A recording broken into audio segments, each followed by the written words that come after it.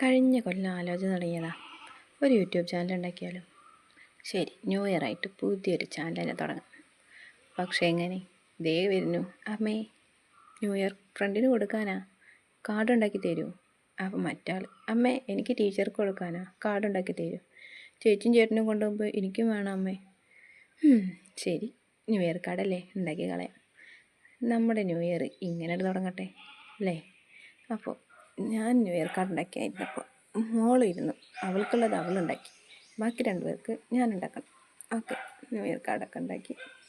അപ്പോഴാണ് ദേ കിടക്കണം ഒരു കൊല്ലത്തേക്ക് മേടിച്ച് വെച്ച പശേന്. നോക്കുമ്പോൾ പശ കുപ്പിക്കാലി. അവസാനം ഒരിക്കൽ തോണ്ടി തോണ്ടി എവിടെ കിട്ടണില്ല. പോയി, കയ്യിൽ നിന്ന് പോയി. സാരില്ല, ഉള്ളത് വെച്ച് അഡ്ജസ്റ്റ് ചെയ്യാം.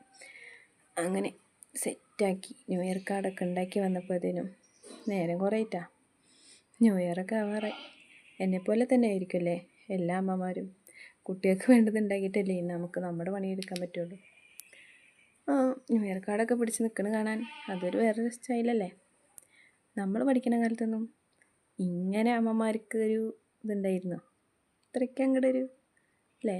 നമ്മൾ തന്നെ എന്തെങ്കിലുമൊക്കെ ഉണ്ടാക്കും, അതുകൊണ്ട് എന്തായാലും അവരെ ഫോട്ടോ പിടിച്ചിരിക്കണ കാണാൻ, ന്യൂ ഇയർ കാർഡ് പിടിച്ചിരിക്കണ കാണാൻ നല്ല രസമുണ്ടല്ലേ.